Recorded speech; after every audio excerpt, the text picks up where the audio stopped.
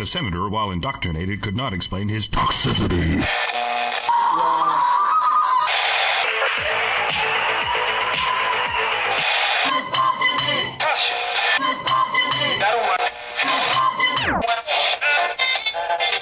You should not listen to men's rights advocates if you want to know what they have to say.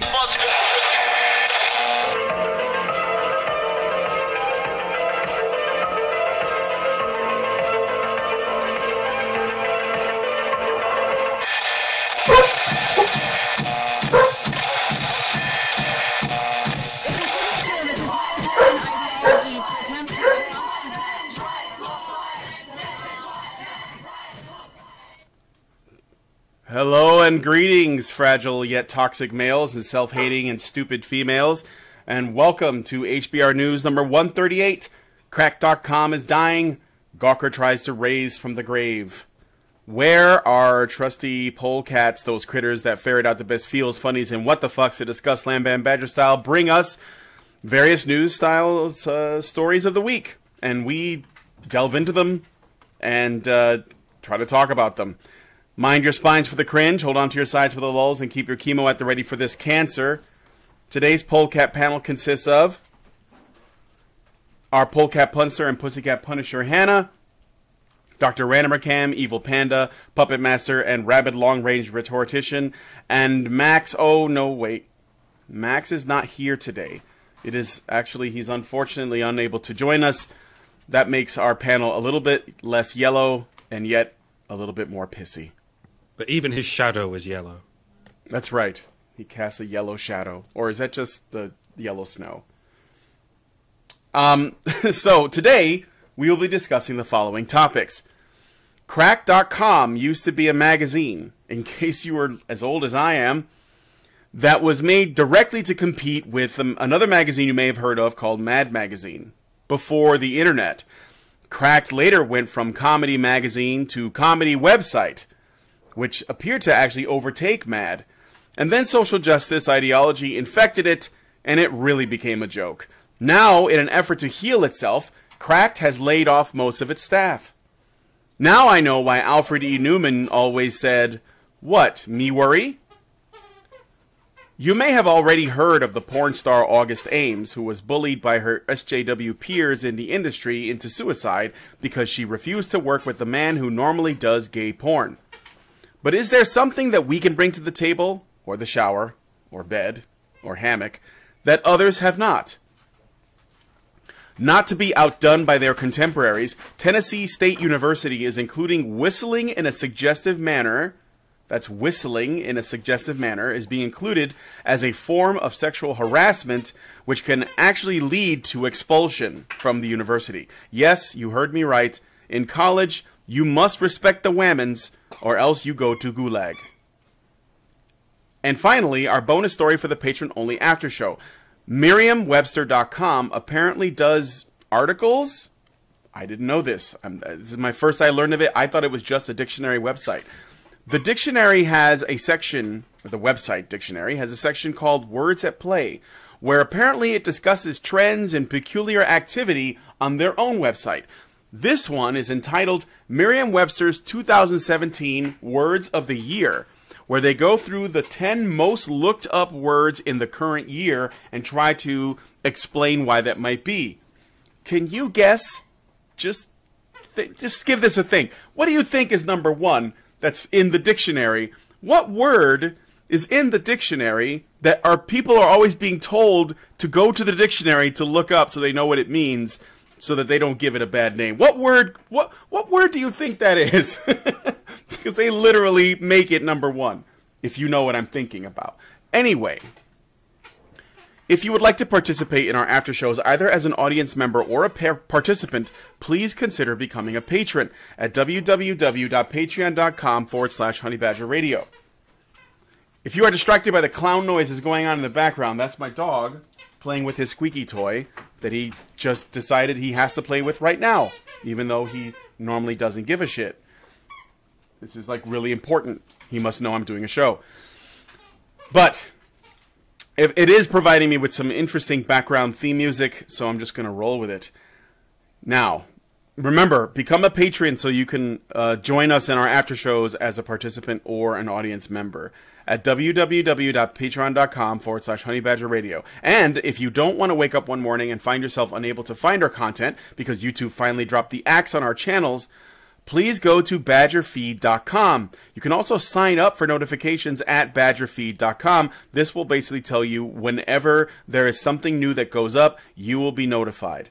This might be the only way to do it since we are, well, at least I am making a bigger push for people to go to our Twitch channel. Because the Twitch appears to be far more stable than YouTube right now, so why not? And I do watch over the Twitch comments, and you know we'll just full on move over there if we have to. So get the latest from us. Go to badgerfeed.com. Another thing, I'm going through a few things here. So another quick update on my condition before we get into the topics. You already know that I've already done all the chemotherapy, and this week I'm going through the testing process that leads to my surgery, which is this coming Friday. This coming Friday, they're going to open me up, and they're going to take out the cancer by hand because it's so bad, because I've been doing HBR so long, that you got to go in with tools to get all of it out. This means that I'm going to be out of commission for a while. Max or someone else at Honey Badger Radio will be managing the shows until I get back into the swing of things. But I should be able to come back relatively quickly. But I want you guys to know, if you don't see me around, that's why. I'm gonna be opened up like a fucking melon, you know, or whatever, something that you might open up. I guess I don't know if there's a fruit that matches that description, but you know, with that said, it's my best chance of survival. This will be the end of everything. I'll be very thrilled with that, and I have you guys to thank for all the support and the funds that you've been able to help so that I could go through the surgery. So thanks to you especially, and hopefully I will recover. Now, let's go into the news items. Now, I've decided I'm going to do things a little bit differently. See, some weeks you just get too much to talk about, and I don't want to miss out on everything. So we're going to go through a couple of brief news things aside from the main news items, okay? So news in brief, story number 1. Time Magazine has finally released its Person of the Year. The winner? The Silence Breakers. The Silence Breakers, in case you don't know, that's just what Time is calling the men and women. Really, they're only celebrating one man, Terry Crews, but we're going to say the men and women who have come forward with all their courage and dignity to speak out against sexual misconduct, harassment, and even rape that would seem to be rampant in the entertainment industry, complete with professionally shot video montages, photo shoots displaying the latest in their black fashion, and I mean black the color, not the people, and makeup, just expensive makeup, and getting their hair did and everything just to get the right amount of drama to make the virtue signal as strong as it possibly could be. Would have been great, though, if they came out much earlier. Then maybe there would be fewer silence breakers and Time Magazine wouldn't have to cast such a wide net to cover the story. So, Time Magazine, go ahead. Hashtag #MeToo did actually win. Hashtag, yes. We were joking about this last week, and most of the options were pretty lame. But one of the options was a hashtag, and it won. So I guess they went, oh, we got to make it a bit more serious than a hashtag. Let's make our own name for it. That's exactly right. The hashtag won. I did not expect it, but they couldn't call it hashtag #MeToo, so it's the Silence Breakers. But there's so many of them that and apparently Time Magazine's official statement now is that only female victims of sexual misconduct are silenced, because obviously they didn't have any men to, you know, or at least not on the cover. Maybe they had some in the story, you know, somewhere. Mm-hmm. Maybe one. Terry Crews made it. He's the only man that I see. Well, maybe not. I'm scrolling through. Terry Crews. He was the most famous man. What about the Kevin Spacey guy? I've forgotten his name already. Oh right, yeah. I forget his name. Is it? Well, there's somebody named Blaze Goodby Lipman, who is a director. That's a man, and I'm just going through here. I think that's the only men. Those two men are the only men. And because I'm sitting here thinking about this, and I mean, we talk about female victims all the time. It's hardly true that female victims are silenced by an outside force. They might silence themselves. Now, there are instances, like with Weinstein, where somebody's able to use local power to silence specific victims. But as a gender, women are not silenced. In fact, as a gender, the idea of us being sexual violence victims is emphasized to the point where there are girls who have never been victimized who are afraid because they assume, because of all the talk, that they're going to be. Mm-hmm. But we hardly hear anything about when it happens to men, when it happens to boys, and especially when women and girls are the perpetrators. So it's, as much as you can admire the fact that a conversation has been started, the fact that women's interest groups, or groups that purport to be women's interest groups, because I don't consider them to actually be acting in women's interest, the fact that they have scrambled to silence male victims, and especially victims of female perpetrators, in this discussion, it just kind of kills any admiration that I could have for this. Yeah, it comes across as like crazy pretentious. And there's by the way, guys, some people are saying I'm coming that they only hear me in the left microphone. Do you guys hear me that way? Actually, it's coming through in stereo for me, and I'm assuming that's because it's coming through Discord. So your mic goes directly into OBS, right? Yeah, it does. So I'm assuming it's an issue between your mic and OBS then. Yeah, it could be. I don't see... Okay, all left, no right for me. I hear you just fine. I like the split. Okay, stop beating your mic. I changed some things. It says very loud, all left. A right earpiece I couldn't hear. Okay, I'm sorry, guys. I'll have to, like, fix this, but I don't think I can do it now, because it's just going to slow things down. So... It's weird that it's affecting different people different ways. Yeah, that is kind of strange. Only they're right. I'm only hearing you from the left. I don't want to be in the left. Lol. Not these days, anyway. It's really bad, though, if they're only hearing you in the center. Wait, that was... Okay. Hello? All right. I don't know if you heard the end of that, but I said it's really bad if they're only hearing you in the center. All right. Well, I'll fix it. I don't think I can fix it now. But yeah, going back to the silence breakers thing, there's actually a video that goes with this. It's extremely cancerous, where I think it's Ashley Judd is one of the people who's talking, and she makes it about the patriarchy.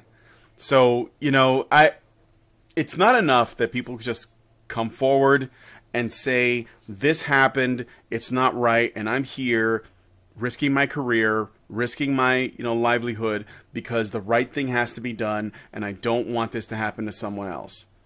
And then do that like 20 or 30 years ago, when you probably should have said something, instead of waiting until now, where it's like socially safe to do it with a whole bunch of other people, and you make sure that when you do it, you're getting a bunch of photo shoots, and you're getting interviews, you're getting media buzz, people are talking about you, whereas before they wouldn't have, or whatever. That just rings as extremely manipulative and shitty to me. So I'm sorry that this happened to you guys. Assuming that we're talking about legitimate shit and like not somebody just wolf whistling you or something, or you overheard something that upset you, which God knows, what your situation is. But to do something this late in the game, when it appears that you're only doing it because you're hoping to benefit in some way, or at least you are benefiting and you don't seem to have an issue with it, that bugs me. So I have a hard time with that. I just don't see it as extremely virtuous as you would like to believe. So that's how I see it. All right. There's one other thing that bugs the crap out of me about that, about this whole thing, and that is that it is being used as a bludgeon against the idea of due process and against the idea of extending any degree of due process to the court of public opinion. Like, we're supposed to listen and believe gets billed as a therapeutic thing, you know, that you don't treat somebody telling their experiences as if they're a liar because they can't get through those experiences if they have to treat it like they're in court. But they're asking people to be condemned to changes in their lives because of these stories. And that shouldn't be done without evidence. Somebody shouldn't get fired without evidence. Somebody shouldn't be kept out of a position that they're running for without evidence. Somebody shouldn't become persona non gratis in their neighborhood or their community without evidence. Even if we care as much as we possibly can about victims, it's still wrong to punish somebody without evidence, period. And it's very disconcerting that it's going over so quickly and so easily that this movement is sort of killing that understanding of the importance of evidence. Mm-hmm. Yeah. So I agree with that. I should have mentioned the evidence thing, but thanks for bringing that up, because a lot of this is just people talking. So, and we have to be able to tell the difference between something that really happened and I don't know, just bullshit. So, also Taylor Swift made it on the list. I thought that she was problematic because she perpetuated white supremacy. I'm glad that Taylor Swift is being heard. She is the Aryan goddess after all. So, next micro story. I love this one. I love this story. This one's hilarious. Hey, have you guys heard? Do you guys know about the woman that married herself? Do you know the story about that, Hannah, Mike? Do you remember that? I did not. No, there was Wait. Yes, I did. Yes, there was the woman who married herself because she wanted to show self-love. And it was like a thing that went around. It was viral on videos and stuff. This is like not very long ago, just a few months ago. This woman who married herself, apparently she cheated on herself. Yes, she ended up cheating on herself because she felt that she could do better. Wow. And apparently she was right. Are we talking headmates? What's because going on? Clearly herself is not faithful and therefore doesn't deserve her loyalty. She cheated on herself with a polyamorous man. Guys, did you like both of her? Hypergamy is real. This is evidence of that. Is this considered a three-way because of her split personality? Who's gonna get the house in the divorce? I don't know, but whoever when the woman usually walks away with more stuff, so I guess it just depends. So, is she gonna accuse herself of domestic violence in order to get leverage? Is this actually a polyamorous man, or is it just that by default because he's going out with a schizophrenic? I don't know the story of the man. I mean, I don't know what kind of man hooks up with a woman who is married to herself. I think that probably says plenty. But yes, apparently she not only married herself, but she cheated on herself, and she may even cuck herself if she ends up getting pregnant and raising the kid. So, whatever you guys call that, like I know that we only what is it? There's cuck, and then there's the female version. Is it cuck queen? What do you call this? Is what I want to know. What do you call this? So, think about that. I don't know. Can you really cuck a woman? Because she knows whether or not a baby is hers. Because she can remember whether or not she gave birth. I don't think this one can. Yeah. Yeah, right. So yeah, there's that. This is a hilarious story. When I found out, I was just not. Color me not surprised is all I'm saying. Imagine my shock. So yes, a woman who married herself ends up cheating on herself. It's perfect. And then lastly, of the brief stories, and this one's also quite hilarious. Gawker. Gawker, do you remember Gawker? They may have been given the boot and the leg drop by Hulk Hogan and his tag team partner, PayPal CEO Peter Thiel, but they are not completely dead, apparently. Gawker has launched a Kickstarter, I shit you not, in an effort to get off the ground again. They want to come back with a Kickstarter called SaveGawker.com. Gawker was a home for independent thought and journalism for a decade, and we want to preserve its history and write its future. This is the great thing. They have 891 backers, 27 days to go. So they got about a month, right? They have raised $55,000 and $55,425, and their goal is $500,000 to get Gawker up and running. They have raised like 10% of that, a little bit more. Yeah, and a Kickstarter, and they have like a month to get that money. So if you guys are interested in talking about this, I don't know if you want to donate to Gawker. I wouldn't, but you know what? Who am I to tell you what to do with your money? You probably. This used to be a place where billionaires battled each other for for power, and now they've raised a little more than it took us to get the Badger Cave. Yeah, up in the world, guys, up in the world.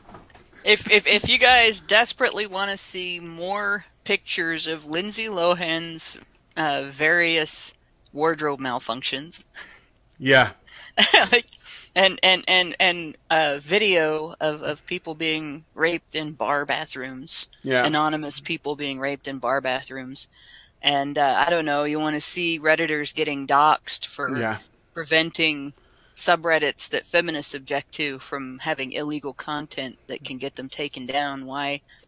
Fund Gawker. Yeah, if you're curious about how many CEOs in Silicon Valley are actually gay, if this is something that you never wanted to know or gave a shit about before, maybe you should financially back Gawker. They only need another $445,000 and then they're good to go.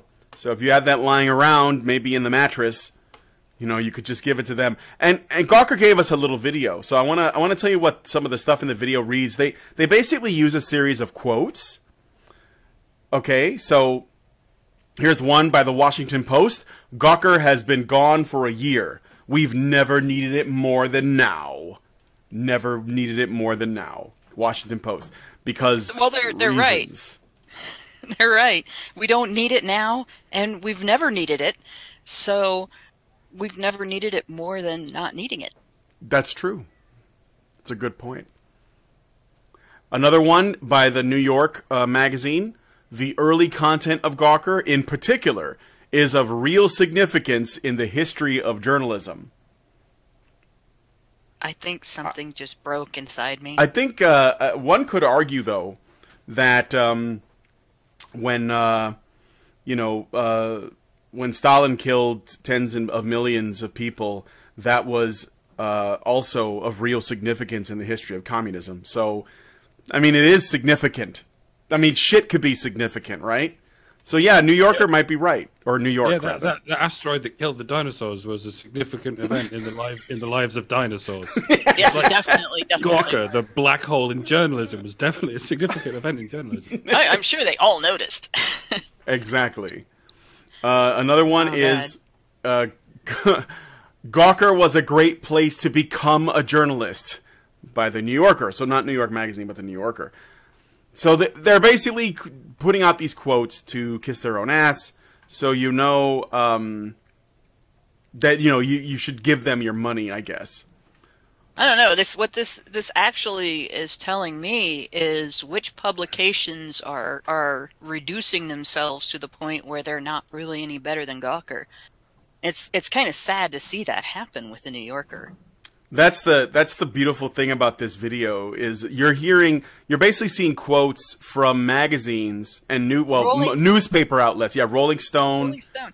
Who thinks that an endorsement of your journalistic standards by Rolling Stone constitutes an endorsement of your journalistic standards?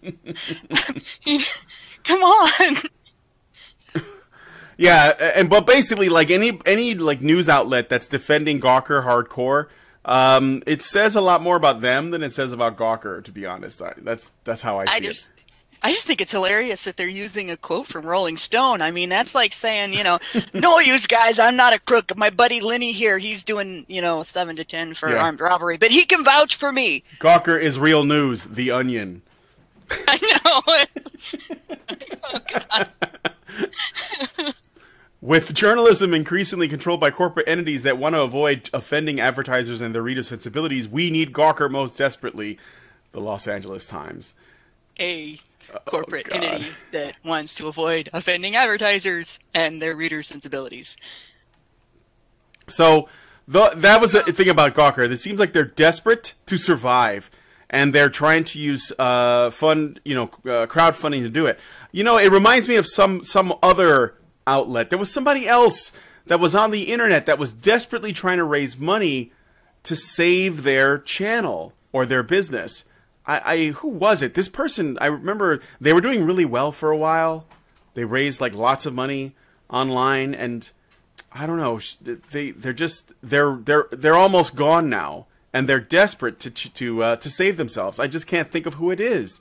I don't know if you guys. I don't have a clue. I'm drawing a blank. I'm drawing a blank. Yeah, if you guys can help me out with that, you know, it's just I need a sign. I need a clue. Okay. And it's obviously you got to be talking of someone of relevance, right? Yes. Some relevance. Yes. So, someone that we you know is related to the work that we do. I feel like we've crossed paths, you know, but I can't think of it though. It's just I'm drawing a blank. I'm sorry guys, I'm drawing a blank. All right, so we're gonna get into the stories now. Some of the people who are supposed to give me write-ups haven't given them to me yet. I'm a little bit annoyed with that, but what are you going to do? I appreciate that I got what I got. So here's what I'm going to do. I'm going to go through the stories in a more raw way because I didn't get the write-up. So first story, Cracked is over.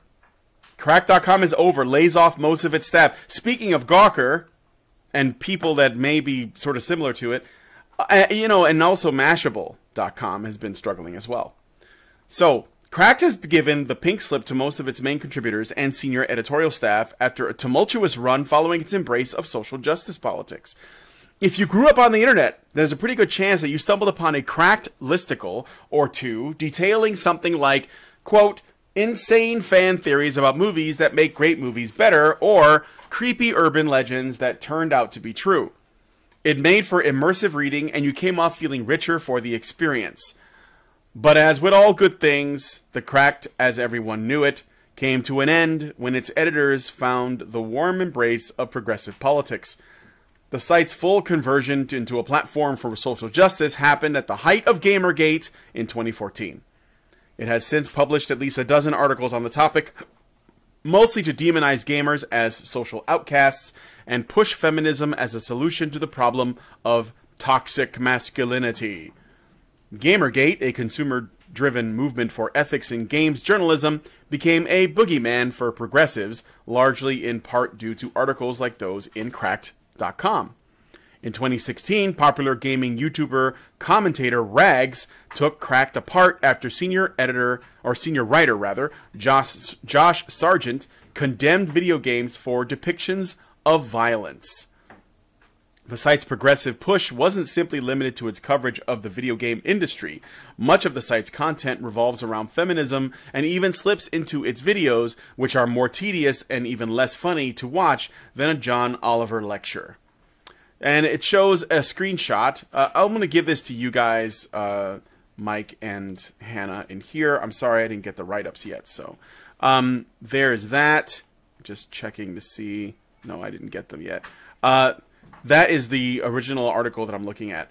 So there's an image on the left that shows what Cracked.com was like in 2010, with article titles such as "The 5 Most Insane Improvised Weapons That Were Animals." You can see how silly it is, as it was based on the magazine of the same name, which was essentially Mad Magazine, like the Pepsi version or whatever. Another one is 6 completely legal ways the cops can screw you. Nintendo, a history of trend-setting failures, and it shows a picture of the Nintendo glove, things like that. Then Cracked.com in 2017, its top story is 5 shocking realities of being transgender the media ignores, and 5 secret upsides of growing up with divorced parents. What? Not humorous. 5 reasons women will rule the future. 5 ways modern men are trained to hate women. Update. So they have like this is the kind of content that they started making, and apparently nobody wants to read that shit. On Tuesday, longtime editors and contributors to Cracked.com were informed that they no longer had jobs. J.F. Sargent, that's the guy who made the original video that essentially says video games are too violent and should stop because cutting off people's heads is gross, and he never liked video games. After 7 years, I'm a freelance writer again. Proud of all my work at Cracked and excited for my future. See you guys in some new capacity soon. And Katie Stoll, who tweeted, turns out this is the last video I wrote or will write for Cracked. Thank you to everyone for everything over the years. Watch it if you want or don't. What do I care? The video, by the way, is titled If Tampon Ads Were Honest. And you can imagine it's stuff that you didn't really want to know about tampons or ads or women. And it probably didn't include anything about them not being flushable, and please don't do that because retail workers have to clean them out of their toilets. No, it's probably not. It's probably not. Just saying. Just saying. And Cracked magazine, if you get it on the shelves, if it's still on the shelves. I know Mad Magazine still is, but I actually don't think I've seen Cracked anywhere. But if you have issues of that, they're not flushable either. Put them in the trash. Yeah. Like Just saying. Most websites, right? Pretty much everywhere on the internet has a mostly male audience, which by proportion is mostly a straight white male audience. But so many of these sites are clearly pandering to people who hate straight white men. They seem to be trying to turn into the kind of women's magazines you find in waiting rooms and shit. But this is the internet. It's mostly men. They want to hear about Nintendos and shit. You know, the market for women's magazines has been cornered by women's magazines. For some reason, women, especially middle-aged women, still prefer flipping the glossy pages of something. You're never going to crack into that market, Cracked. Or any of you, fucking anyone who wants to replace Gawker.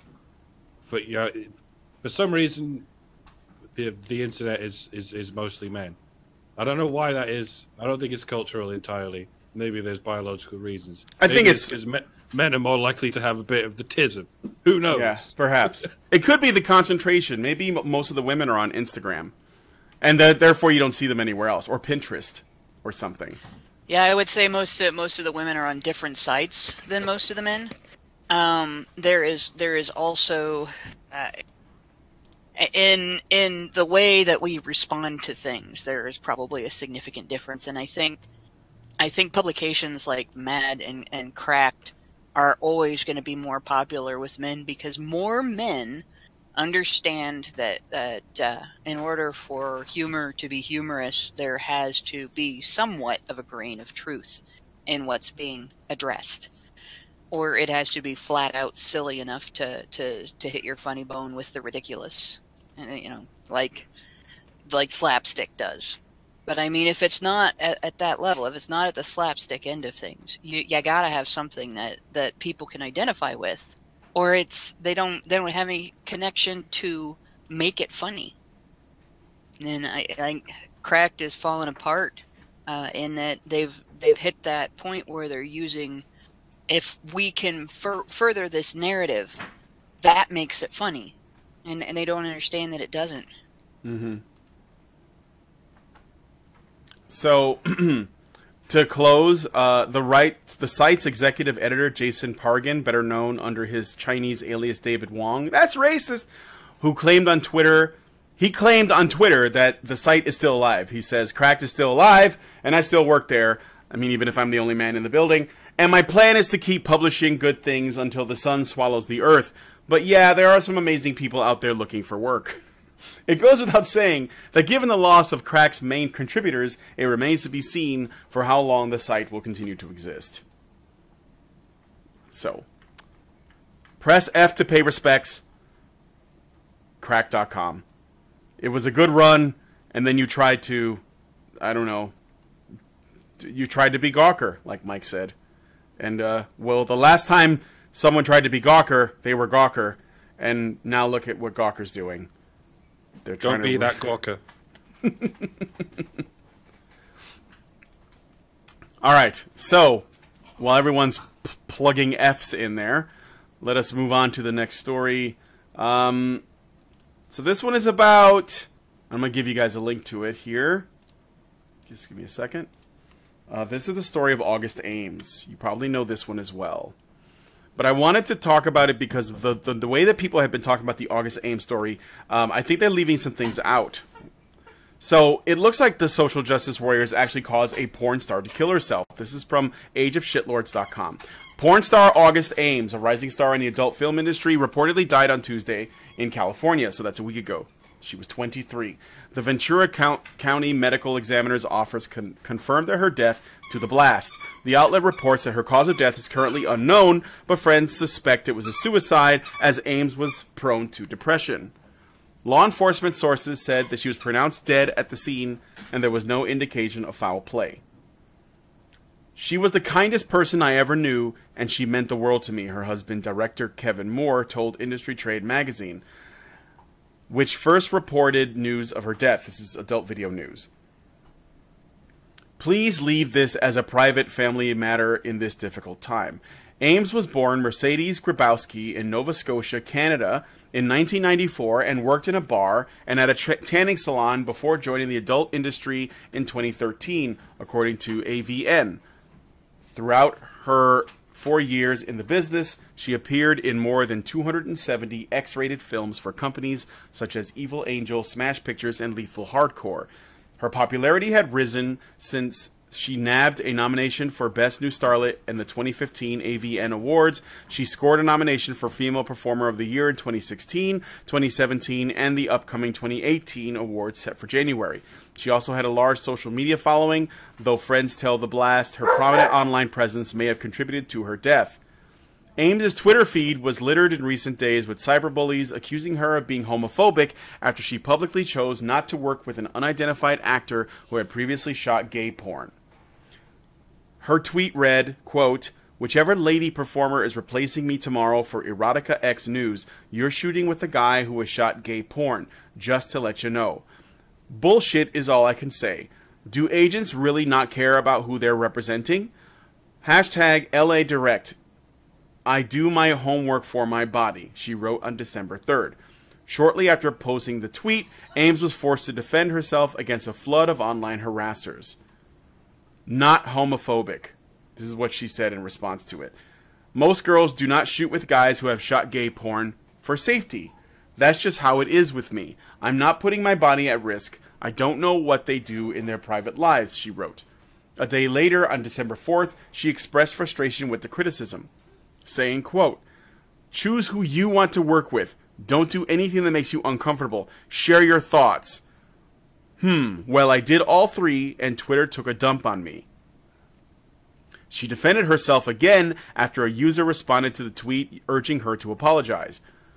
"Fuck you guys for attacking me when none of my intentions were malicious. I fucking love the gay community. What the fuck ever. I choose who I have inside my body. No hate," she wrote. Ames was remembered on social media by her fellow porn stars, including Charlie Sheen's ex-girlfriend, Brent Rossi. "A beautiful life is gone because people like to use their fan base to bully others because their opinion doesn't agree with yours," she wrote on Twitter. "Rest in peace to a sweet, kind soul. I'm so sad and so angry. A life wasted simply because her opinion did not mesh with yours."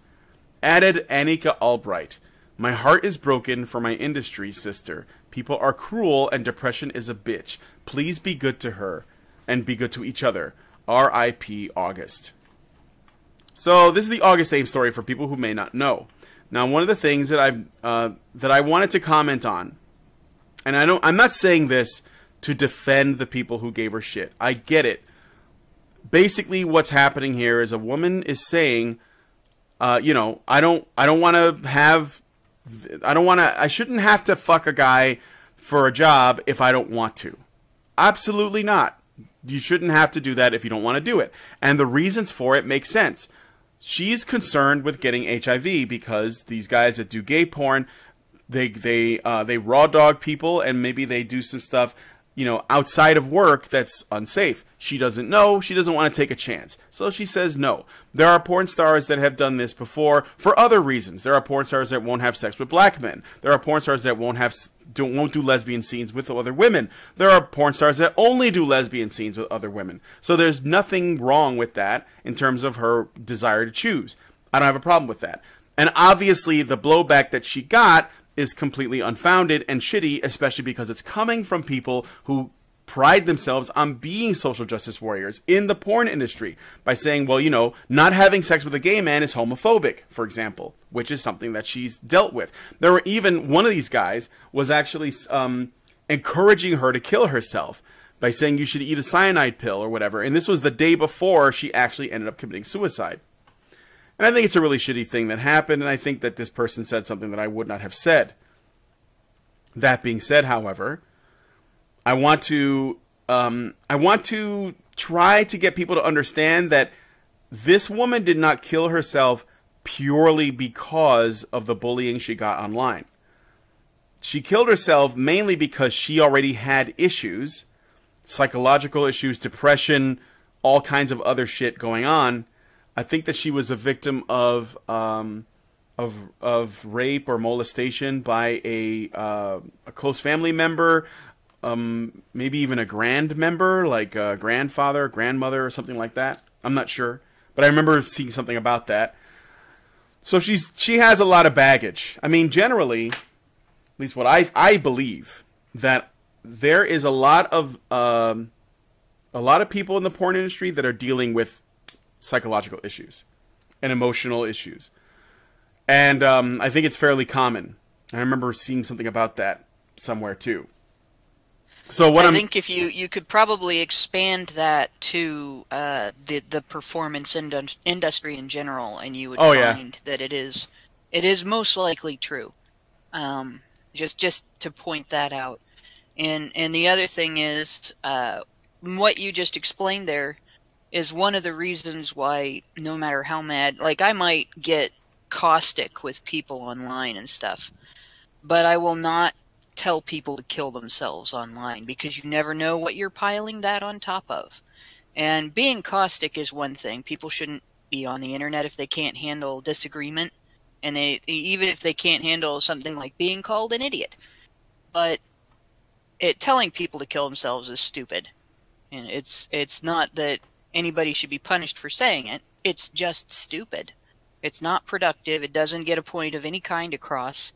And you may be piling up on top of a bunch of stuff that the person had basically been considering suicide over. So, yeah. I would just also, because I mean, obviously that's a choice, right? You can't. I'm not going to mandate that people not say whatever they want online. I'm a free speech absolutist. Go ahead. Oh yeah, but I'm not going to mandate it, but I will make fun of people who do it. Yeah, and I personally myself, I won't encourage people to kill themselves just because I don't think that that's an argument. But what I would do is, I would just say that if someone kills themselves, you have to, I think, to some capacity, understand that a person who is willing to do that to themselves, they already have an issue. And so the other people who may have bullied them into doing it did not likely believe that she was going to do it. Unless they knew her, which I don't know if they did or not, and they didn't care. I think that it's like, because here's the thing, like, if you think that you could talk someone into killing themselves by bullying them online, then that means that all of the stuff that people who want to censor the internet or get rid of anonymity or, whatever it is, like all these, and they're usually online social justice warriors or at least moral warriors, regardless of their politics, that just feel like the internet should be safer. Well, then that essentially validates their beliefs. They basically are saying, well, bullying could lead to suicide. And then when someone does it, they're like, see, that's what I'm talking about. This could happen to anyone. When the fact is, this is something that happens to people that are prone to it happening, which is, I think, a minority. group of people. Now, of course, you never know who you're going to be talking to and whether or not they're going to be prone to doing it themselves, which is personally why I err on the side of, I don't see a reason to say it to someone. But when it does happen, I think that to just put all of the blame squarely on the people who gave that person a hard time and drove them to that, or what people might believe is driving them to it, is a let's say it's a dishonest thing to say, because August Ames could have just killed herself for any number of reasons at any point if she was prone to suicidal tendencies. It was just a matter of time before something was going to happen that would set her off. So I don't think that essentially laying this at the feet of SJWs that gave her a hard time because she wouldn't do a scene with a guy, I don't think that's entirely fair. But I understand why people would want to do it, because you want to. It's sort of like you want to show the I guess the moral failings of the people who claim to have the moral high ground. So, there's a little bit of joy that you take in it, like, oh, this guy, these people, these social justice warriors, they care so much about tolerance, and they care so much about the little guy, and they did it to the point where they drove someone to kill themselves. Ha ha, look at how bad they are. I get that, but I don't think that that's really, I don't think that's particularly useful, and I don't think it's actually applicable, because I think August Ames was clearly disturbed. This is why she did it. I don't think it's got as much to do with what people pushed her into, whether, as far as, in my opinion, I think that she was prone to doing it already. And it was just a matter of what's going to be the final straw that breaks the camel's back. What's going to be the catalyst? So we could be reading this story for any number of reasons. It just so happened that that was it. Now, someone adds some things to the conversation. So Table Coon said the guy in question had no problem gloating over her death. That is the difference. I agree. I think it's shitty that he did that. I'm not defending these people. I'm not doing that. I'm just saying, if a person commits suicide and they were bullied online before, and that was basically that, like, there were no threats, there was nobody coming after them, there was no real life danger, but they just got sad and then they took their own life. I don't think that's enough of a case to make. I'm not saying that they were cool for doing that, but I'm just saying, bullying by itself can be harmful, but not necessarily fatal, unless the person that's being bullied is a danger to themselves in the first place. I disagree, and I'm going to give you there's been instances in adolescent groups where an individual who was doing fine was bullied into suicide, and it wasn't an overnight thing. It wasn't a couple of days, or even the entire internet coming down on them over a couple of days. It was their schoolmates, and this has happened more than once. It's happened to both boys and girls, and it isn't a situation like this where somebody who is known to have problems has the straw that broke the camel's back hit them because people disagree with something they did or said. But instances where there is a sustained, long-term, somewhat widespread barrage of emotional abuse that the person is hit with at a time in their life where they're very vulnerable to this. So, I mean, it is possible that it can happen. That doesn't make every suicide that follows online bullying a bullying-caused suicide. Mm-hmm. And it doesn't mean that everybody that disagreed with what she said and told her they disagreed with what she said and told her why they disagreed with it was responsible for her suicide. And it's not quite the same to say to somebody, I think what you're saying is homophobic and here's why, and give her reasons, as to spend 6 months telling someone that they're a monster and that everybody hates them, and then providing them with evidence that everybody hates them, and taunting them in the school hallways and calling them at home and so on. Girls and boys both have been, and that's been with boys a lot of times. It's been done in ways where they challenge the person's sexuality and spread false rumors With girls, a lot of times it's the relational aggression type silent treatment, stuff like that. So, I mean, it can be done. And we do know that there are instances where if someone is suicidal and you know they are suicidal, you can goad them into it because, among other things, there are instances where people yelling jump when somebody is standing at the top of a building considering suicide has led to the person jumping. And there was the young woman who texted her boyfriend who had been texting back and forth with her about his thoughts on suicide to just get, in her opinion, get a set and do it. And then when he tried and he got scared and got back out of the car, she talked him into getting back in. And I don't think it was wrong that she was convicted for that, because she was dealing with someone she knew was in a vulnerable place. She knew that he was considering suicide. She knew that she was affecting his decision whether or not to do it. And then she dramatized over it afterwards. Yeah, no, I actually don't disagree with that stuff. Like when it comes to kids and adolescents, I think that this can have that kind of effect, especially it's just because this isn't an example of it.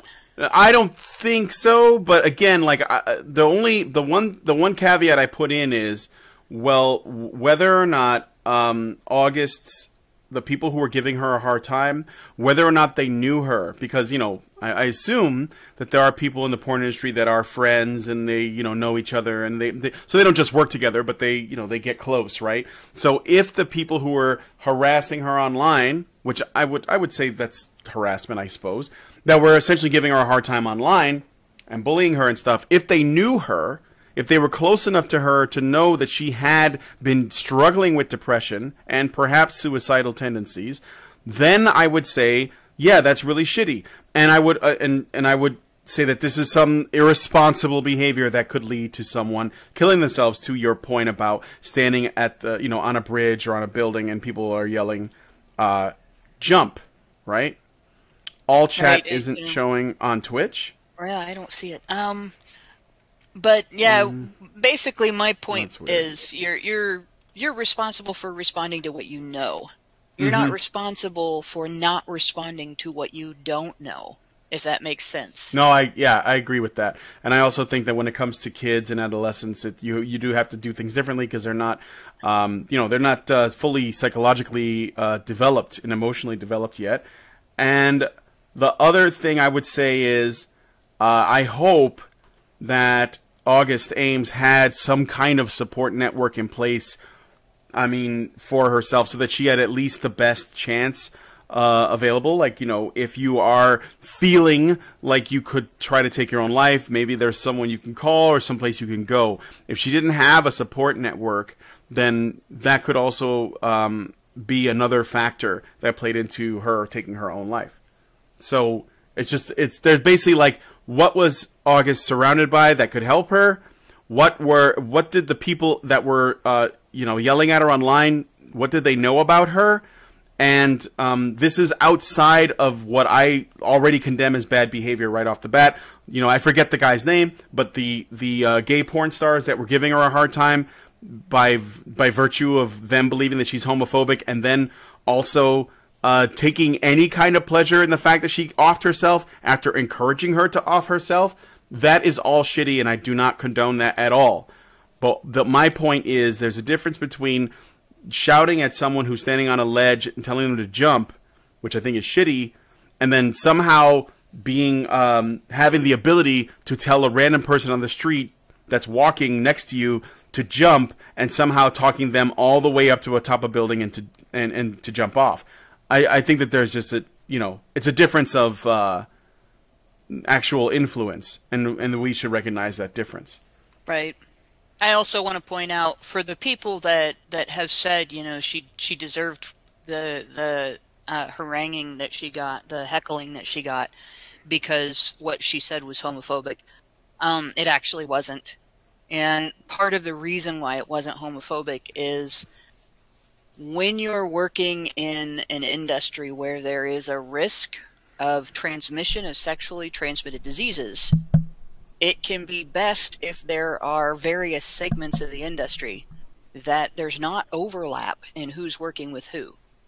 And so if you have, for instance, vanilla porn versus BDSM, and BDSM versus other types of kinks, and gay versus straight and all of that, if you've got somebody that works in all of those industries and they have an incident like a few years ago where there was an explosion of HIV infections in straight porn, that basically transfers the risk to all of those other areas of porn.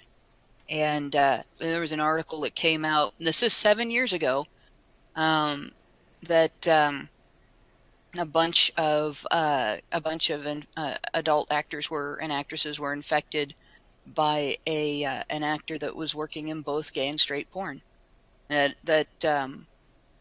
or rather, that a bunch of them were exposed. That they weren't sure whether they had been infected or not, and there was a shutdown for a while of all activity. So basically, because they can't just say, well, let's test you this week and find out this week if you're infected, because the infection can hide, because they have to do a more complicated blood test to find out whether you're HIV positive or not, that actually can affect your ability to work. And it can affect your coworkers' ability to work.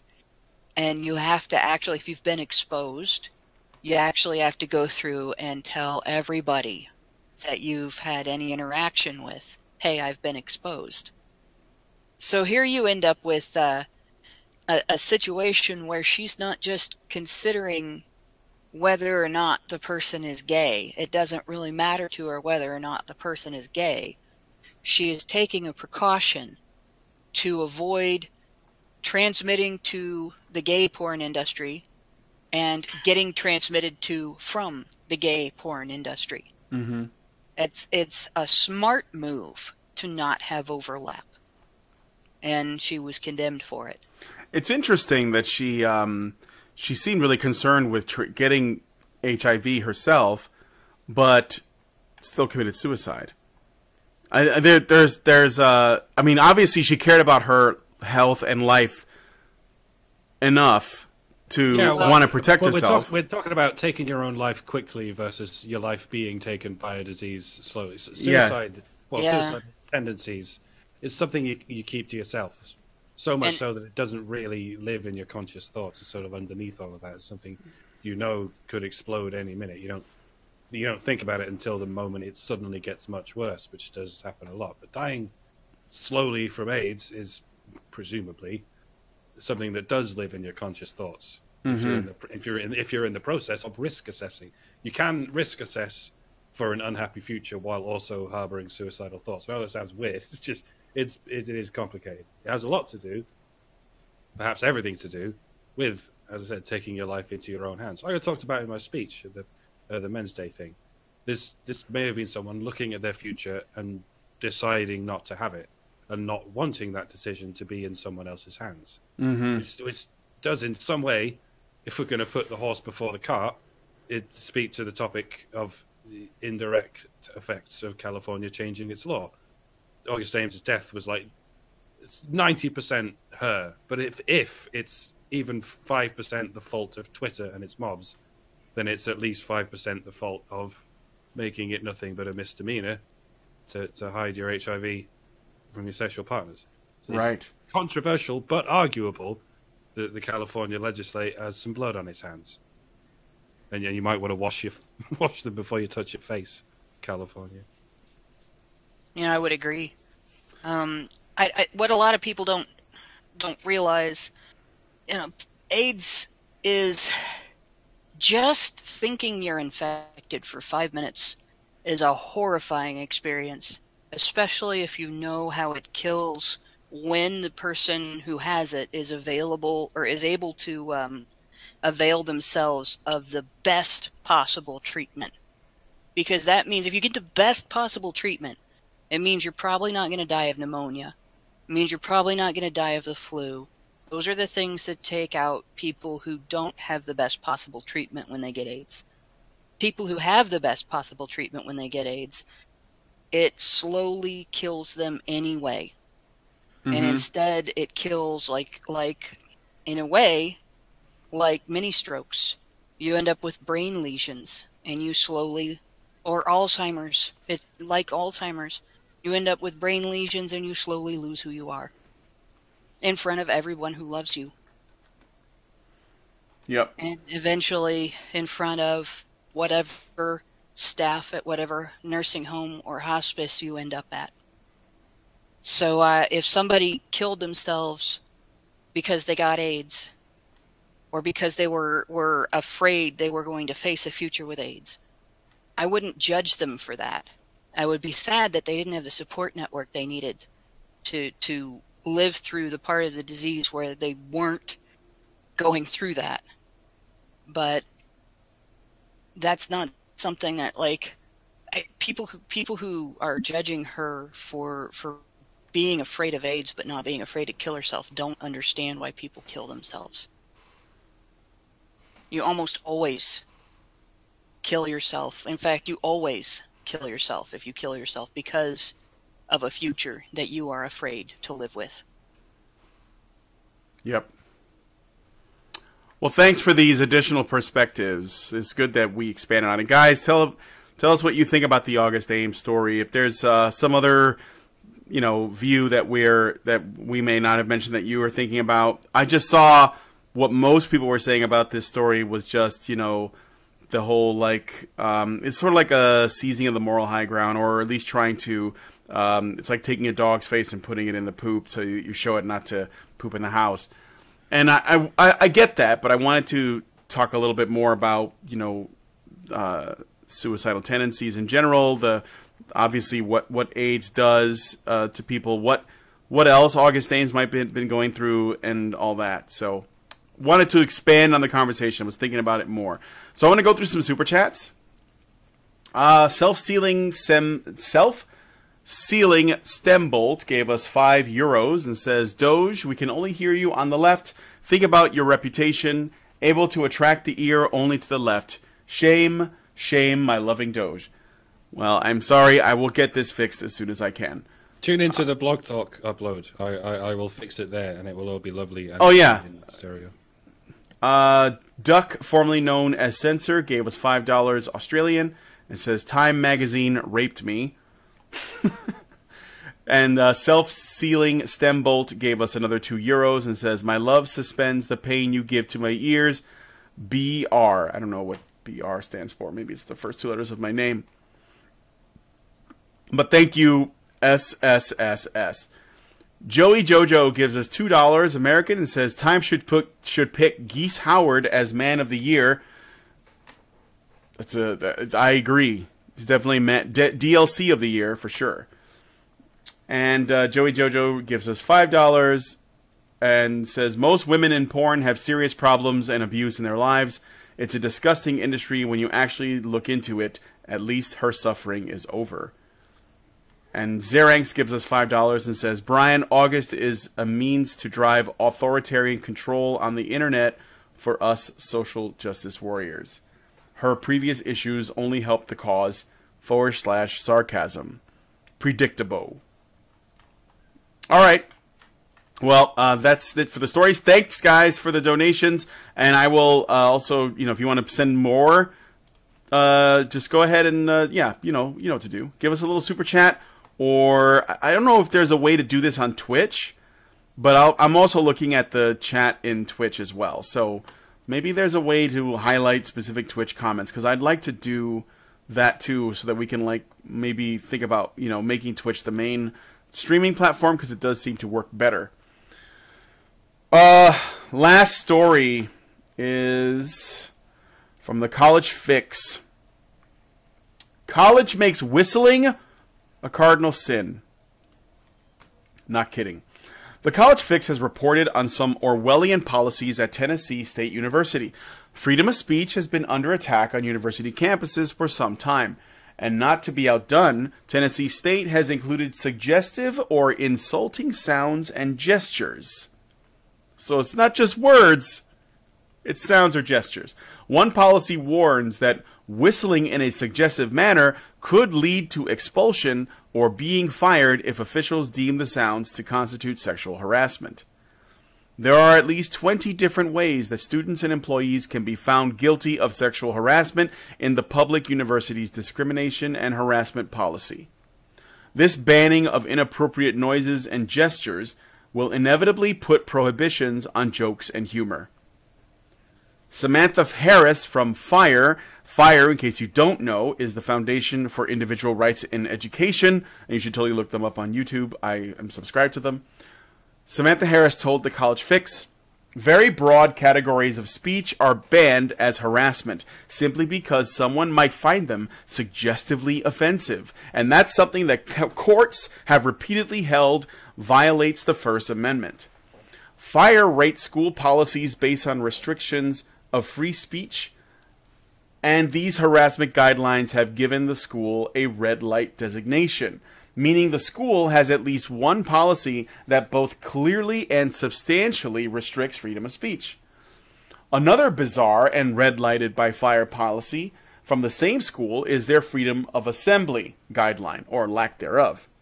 The policy dictates that students who want to assemble in protest in the form of demonstrations, marching, or sit-in activities will not be permitted inside university buildings unless the dissent is registered with the Vice President of Student Affairs to ensure that it is held at an acceptable time and at an appropriate site. So, if you're a student and you want to dissent, you have to register your dissent, and then you may or may not get permission to dissent on the university campus. It's like Brazil. I mean, not the movie. The movie, not the country. That might be great for holding events free of protest, that is, if you're buds with the Vice President of Student Affairs. Yeah? They understand that it's not free speech if you have to get permission to say it, right? Yeah, right. It's not freedom of assembly if you have to get permission to assemble.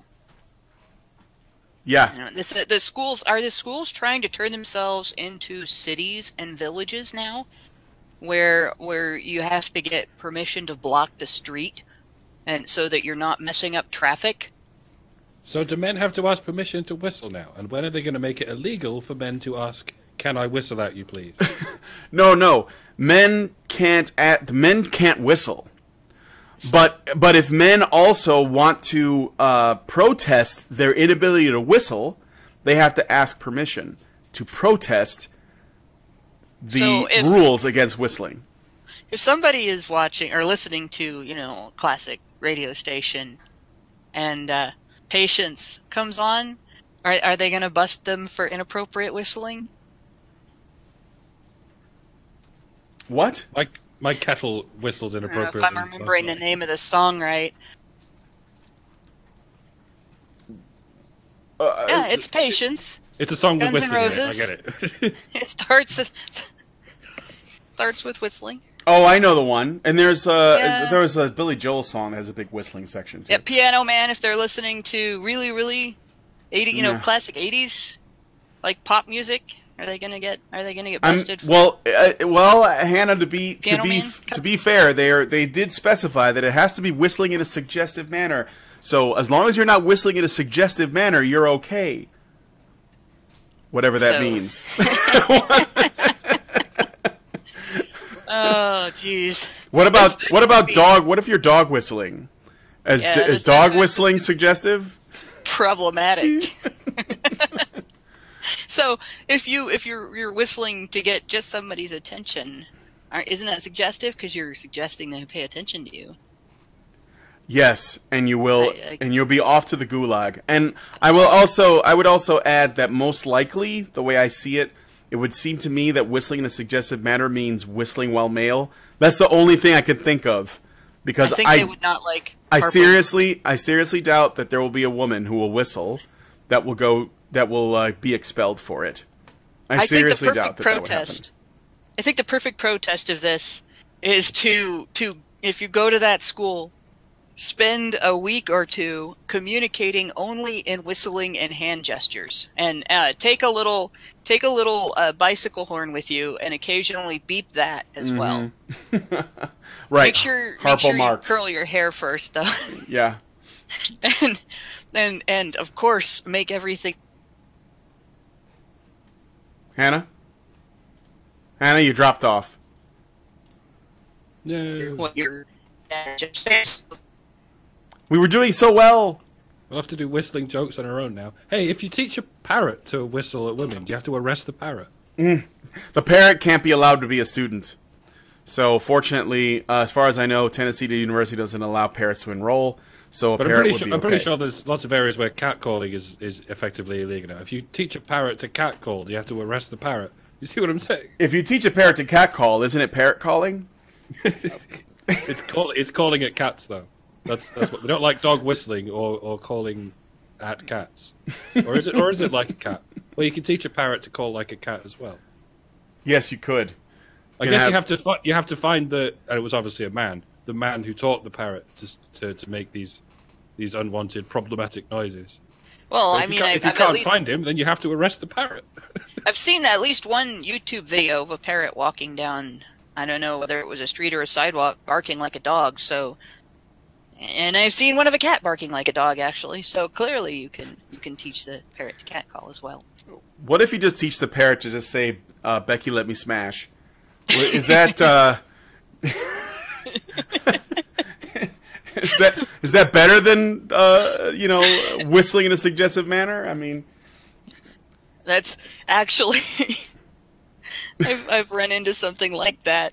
I was years ago visiting somebody in another state, and the reason that I do not have the bird is because I was visiting someone in another state, and we went shopping, and we were at a pet store, and there was a bird in a cage with a price on it that was less than the value of the cage by itself. And I go up to the clerk, and I'm like, "Why are you selling this beautiful parrot so cheap?" And like right on cue, the damn thing goes, "Rah, fucking bitch, rah!" I'm like, oh, and the guy goes, "Teenagers." I'm like, if I could have paid for that bird and taken it home with me, I would have. But unfortunately, no. Well, anyway, so as we descend into madness, this is what's going on in Tennessee State. Whistling may lead to expulsion. Whistling. If you're a man. Because, well, you know what I would love to see happen is the first time that this actually kicks in, a girl is expelled from school. And then all of a sudden they're like, we need to change this rule. That's what I think is going to happen. If a woman is going to get expelled or she's going to get in trouble, and then Tennessee State's going to be like, you know what? I don't like this rule anymore. We should probably do something about it. This is like affecting women now. The scary thing is, I think they're more likely to just follow through with it. It's like, no, it's okay that one innocent woman goes down if it saves all the other women from what might happen to them. That's Everyone is collateral damage with these people. They're going to keep going. That's true. Well, there you go. Women can't even handle the high-pitched tunes of whistling. Xerinx gives us $5 and says every guy should walk on campus with the Yin Yang Twins' "Whistle While You Twerk" song playing. That's perfect. and any professor who disagrees with this should learn how to. My DM used to do this if the group would get chattering and he wanted to get her attention. I don't know if I can do it because I suck at whistling, but he'd go. And it sounded like the Star Trek, the Star Trek, not necessarily a whistle, but get your attention. Yeah. I know what you're talking about. Yeah, you can't whistle well with dry mouth, but no. And it would be loud and clear, and everybody would shut up. And if I was a professor there and I could whistle well, I would start class and get the class's attention every class period, every hour or whatever with that. Just make sure you're not making eye contact with any of the female students while you do it. Oh, that would be great. half of them will be going, "What is that?" If you have a They're all dog, millennials. if you literally have a dog whistle that only dogs can hear, and you blow it, but you look at a woman suggestively while you do it, do you get in trouble for that? I have so many questions, and they all have to do with whistles. As Freud would say, a dog whistle is not just a dog whistle. Yes. I hope you're listening, ContraPoints. All right, so we got one more super chat. Gregory Hurst gives us $2 and says, "No whistling, no laughing, and no joy on pain of death." I'm just waiting for them to make laughing a a fireable offense, something that will let you get kicked out of school. I could see it. Like, have you guys ever walked into a room or a space and there's a group of people there and they're all laughing, or they start laughing just as you enter, and you think that they might be laughing at you? Or if you've seen that happen where you might be laughing with a group of people at something completely different, and someone walks in and thinks that that you're laughing at them, and they get upset about it? Because I've seen that, and I know it happens. You guys in the chat, tell me if you know what I'm talking about. It's like when you're having a conversation in a sort of loud, noisy room where there's loads of people talking, and then by sheer coincidence, everyone stops talking but you. Because they all happen to have reached a gap in the conversation, but then you're the only one left talking. Yes. And you think you're the one who's shut everyone up. The coincidences happen, and occasionally someone's going to get the paranoia from it. Yes, and then it hits. And so imagine if enough students complain about this happening to them, this coincidence, and they say, people shouldn't be allowed to laugh when I'm in the room because I'm pretty sure they're laughing at me for some reason, because everything is about me, and even though I'm a narcissist, I don't think so, because that means that things are not really about me, and they have to be about me. So, and so, yeah, how long will it be until they basically say, we need to write this in? People shouldn't be allowed to laugh in a suggestive manner, or whatever. And what about other bodily motions? I think they said there's other like bodily movements, like if you high five someone, or if you take a picture with them and you hover hand the wrong way, or you fart really loud or something. Does pointing and laughing count? Yeah. I don't know. I'm so glad I'm not in college, is what I'm saying. That's basically what I'm saying, because I get in trouble for everything. Is a queef a whistle? Does it? No, queef. Unless you're thinking of it as like a very, very deep low. How do you That's queef called a suggestively? fart. Yeah. How do you queef suggestively? That's a good question. That's a good. You know what really bugs me is, you think about that. There's that rule: if it exists, there's porn of it. 34. Yeah. Yeah, and of course, the reason is because if it exists, there's a fetish for it, which is an even grosser thought. Oh, we already talked about the gay porn thing, so. But go ahead. Yeah. My question is, these people that think every time somebody laughs, or at any time everybody gets quiet or whatever, it's because of them. Like, did they walk in to the party like they were walking onto a yacht with their hat strategically dipped below one eye? Yeah. Was their scarf apricot? Did they have one eye on the mirror as they watched themselves gavotte? Oh man! All right, I think we've talked about this topic long enough. There isn't much left to do, suggestively at least. So I'm gonna go ahead and wrap this up. But before I do, I want to tell you guys what we're gonna be doing in the after show. So I have this article on the Merriam-Webster website called Merriam-Webster's 2017 Words of the Year. And what's number one? Yeah, you guessed it. Feminism. I don't have like a thing that lets me make the echo effect. I need to get that. Of course it is. Merriam-Webster's Word of the Year for 2017 is feminism. Because if there's one word that people get told to look up in the dictionary more than anything else, it's feminism. It's this one. So let me go through the super chats one more time, And I'm going to take us out. So Gregory Hurst gave us $2 and wrote, laughing is a form of white supremacy. Hashtag hate laughing. This is true. It is white supremacy. And I think that's it. Yeah, that's all I got for Super Chats. I thought that somebody else had just put one through, but maybe that was the one. So I guess I'll go ahead and take us out. We're going to talk about this and the other words that got into the dictionary, including one I never heard of called Syzygy? Syzygy? It's got a lot of Y's in it. I don't think I've ever seen a word with so many Y's. So we're gonna look at that in the after show. If you want to join us on the after show, please consider becoming a patron at www.patreon.com/honeybadgerradio. And I want to thank you, Mike and Hannah, for coming on today, because otherwise it would have just been me by myself, and people would only have heard me in the left, and that would have sucked. So you guys are here in stereo, and that's helpful. Until I get my microphone fixed, at least. I also want to thank you guys for joining us on the show today. And, yeah, we'll see you in the next one. I won't be around for a little while because I'm going to be in the hospital, and I don't know how long it'll be before I can come back. So if you don't see me for a little bit, that's the reason. And I guess that's it. I'll talk to you guys on the next, well, whenever I get back. If I don't see you before then, have a great holiday and a